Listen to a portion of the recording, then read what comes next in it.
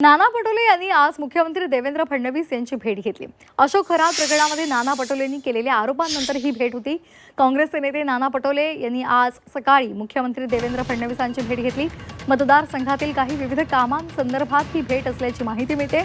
त्यासोबत पंतप्रधान नरेंद्र मोदी यांनी जे आवाहन केलेलं आहे त्या संदर्भात मुख्यमंत्र्यांनी मंत्र्यांनी आपल्या ताफ्यातल्या गाड्या कमी करण्याची विनंती त्यांनी या भेटीदरम्यान केली आहे। नाना पटोले यांनी या संदर्भात पंतप्रधान नरेंद्र मोदी यांना सुद्धा पत्र पाठवलं होतं।